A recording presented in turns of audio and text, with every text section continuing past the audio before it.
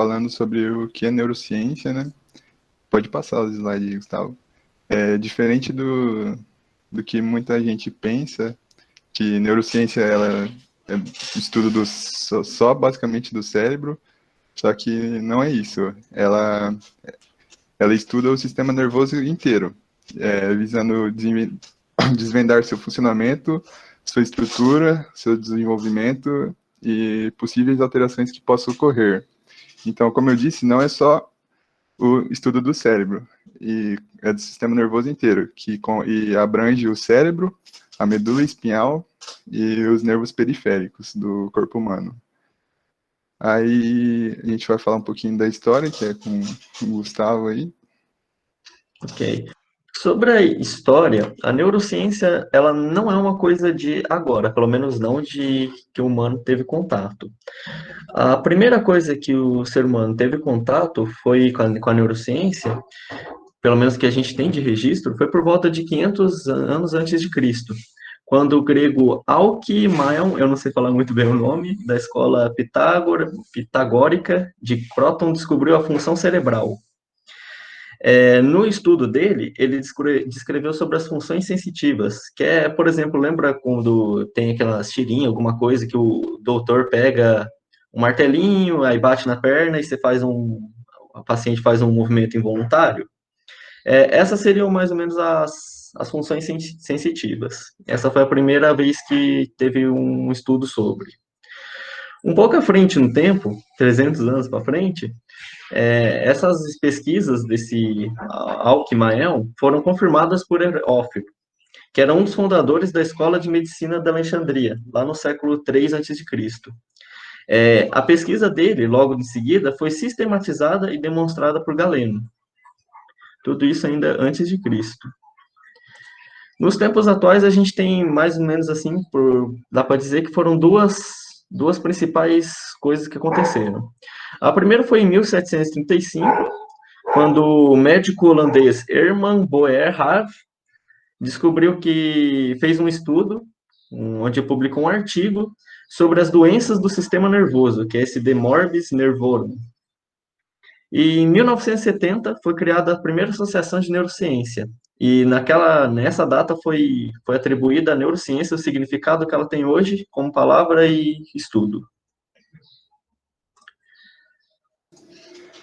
Aí aqui a gente tem os campos de estudo da neurociência, né? Porque é uma área bem, digamos assim, bem complexa de você estudar tudo e saber tudo. E esses campos são a neuroanatomia, a neuropsicologia, a neurofisiologia, a neurociência cognitiva e a neurociência comportamental. Na neuroanatomia, é considerada uma das partes mais complexas da neurociência, porque ela tem como objetivo compreender a estrutura do sistema nervoso inteiro. Ela divide o cérebro, a coluna vertebral e os nervos periféricos, e dividindo assim, ela tenta compreender qual a respectiva função de cada, de cada parte, assim, digamos assim, desses esqueci o nome, desses três órgãos, assim. Aí a gente passa para a neurofisiologia. A neurofisiologia, ela é uma combinação entre a neurologia, que é o estudo do cérebro humano, e a fisiologia, que é o estudo das partes do corpo. O que ela tenta fazer na verdade, ela tenta estudar, assim, a parte do sistema nervoso humano. Então, eles vão buscar a origem, por exemplo, de distúrbios, como, por exemplo, a esclerose múltipla, a doença de Parkinson, epilepsia. É ali que eles tentam fazer esse diagnóstico e como vai fazer para melhorar, como procurar soluções. E as ferramentas e a tecnologia que vem crescendo cada vez mais, elas têm um grande impacto quando o assunto é essa pesquisa, porque elas possibilitam que a pesquisa aconteça de maneira mais efetiva. Aí a gente tem também a neuropsicologia, né, que é a área que estuda a interação que há entre as ações dos nervos e as funções ligadas à área psíquica. Isso quer dizer que assim, a área de estudo dela é na compreensão de como lesões ou malformações ou alterações genéticas ou qualquer outro tipo de agravo afete o sistema nervoso e, com isso, causam déficits ou alterações em diversas áreas do corpo, do comportamento e da cognição humana. Aí, é isso. A neurociência cognitiva. A neurociência cognitiva, ela é o foco, na verdade, nas partes mentais do ser humano, falando do pensamento, do aprendizado, da inteligência, da memória, da linguagem e percepção. As sensações e percepção do indivíduo conduzem os estudos. Ela é uma neurociência que é muito aplicada também à sala de aula, que foi nas minhas pesquisas, a gente conseguiu pelo menos descobrir ali que muitas das coisas que a gente tem ali da neurociência cognitiva, ela pode ser aplicada na sala de aula, com o professor, focando, por exemplo, não a memorização, mas o entendimento do aluno. E eu achei uma frase bem legal que ela nos conecta à verdadeira essência do saber, que não seria só você decorar uma coisa para depois esquecer. Não, você teria que entender para poder levar para a sua vida isso. É uma área legal para os estudos. Tá, neurociência comportamental, ela é uma ciência que busca compreender as fases que moldam o comportamento das pessoas. Aí, tanto os voluntários quanto os involuntários. Se preocupa também em pesquisar como funciona nossa memória e autoconsciência, como formamos nossa personalidade, como aprendemos e como adquirimos conhecimentos. Essa neurociência, ela é muito usada também quando o assunto é empresarial, porque muitas vezes um líder de uma empresa está procurando maneiras para deixar o comportamento das pessoas, para deixá-las mais felizes, para não deixar o trabalho cansativo, para fazer o empregado se sentir melhor na empresa e conseguir um desempenho melhor. Então, ela é bastante usada, pesquisada quando o âmbito é empresarial.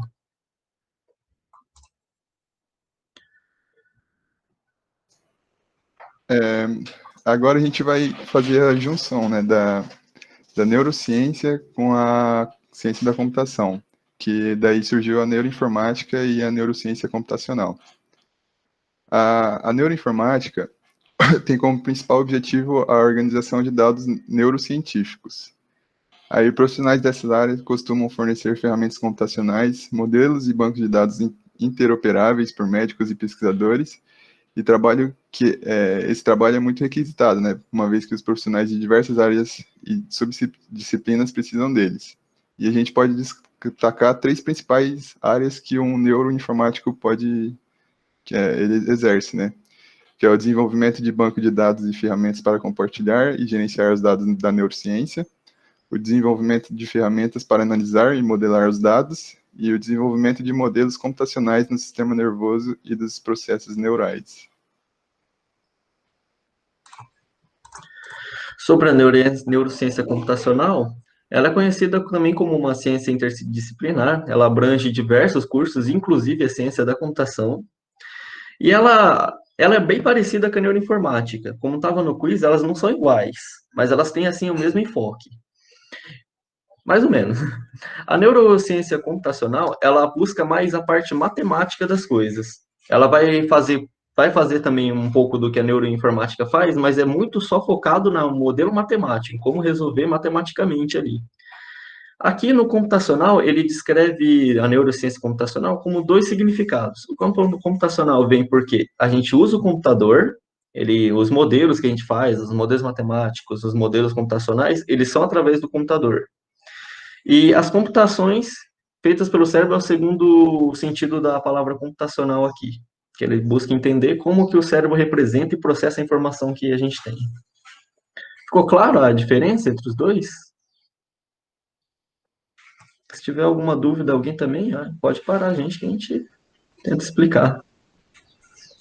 Beleza, então. Falando um pouco agora de neurociência e inteligência artificial, que é uma coisa da nossa área, na neurociência, a gente teve um foco bastante também do inverso, porque a neurociência também trouxe para a gente uma coisa importante, que é o modelo de rede neural artificial, que é um modelo de aprendizado de máquina. Ele basicamente simula uma rede neural de verdade, a nossa rede neural, por exemplo, onde a gente vai ter os neurônios, eles vão estar conectados, eles vão ter um valor de entrada e vão sair alguma coisa. Esse modelo foi trazido para a matemática como um modelo de aprendizado de máquina. Além disso, a gente tem também outra coisa que a neurociência trouxe para a gente, mas não é exatamente da área da neurociência, é aplicado, mas não é exatamente. É a programação orientada a objetos, ela também teve um pouco de inspiração da neurociência. É um matemático e biólogo molecular, Alan Kay, que também foi o criador de Smalltalk, que era a linguagem focada no PO, que criou a programação orientada a objetos.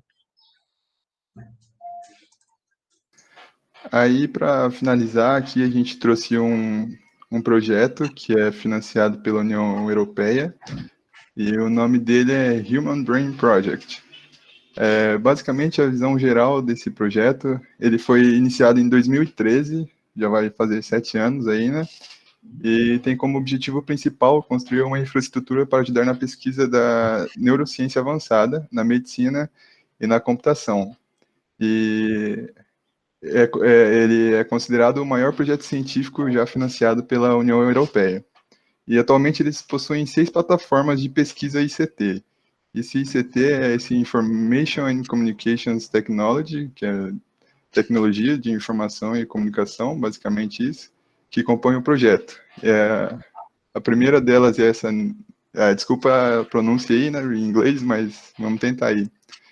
Essa Neuroinformatics, a Brain Simulation, a High Performance Analytics and Computing, a Medical Informatics, a Neuromorphic Computing e a Neurorobotics. Pode passar. Começando pela Neuroinformatics Platform, o que é isso? Essa daqui, lembra lá que a gente falou que os neuroinformáticos, eles procuram trazer uma base de dados, alguma plataforma para que toda a comunidade da neuroinformática consiga trabalhar. Essa plataforma é exatamente isso. É um serviço web que é gratuito, que tem 3 pilares: compartilhar dados, encontrar dados e usar os dados. E ele basicamente visa fornecer os dados a toda a comunidade da neurociência. Lá dentro, a gente tem um catálogo de cérebros interativos em 3D. Eu não sou nem especialista na área, então não sei como é que funciona exatamente, mas eles têm alguns objetivos. Por exemplo, eles fazem um mapa cerebral, eles têm como objetivo fazer um mapa cerebral multinível, rico em dados de roedores, de cérebros de roedores e de humanos, lá dentro da plataforma mesmo. Eles visam dar ferramentas para auxiliar e especializar os registros desses dados lá dentro dos mapas, identificar e desenvolver ontologias para classificar e descrever os dados. Lembrando que a ontologia é um modelo de dados que representa um conjunto de conceitos dentro de algum conceito maior. Um mapa cerebral acessível em 2D e 3D, além de possibilitar consultas e anotações lá dentro. Ele tem colaboração direta com a HBP, que é o nosso projeto financiado pela União Europeia. E ele tem uma API acessível via programação, que também pode ser baixada as coisas lá e acessada. Então é bem interessante.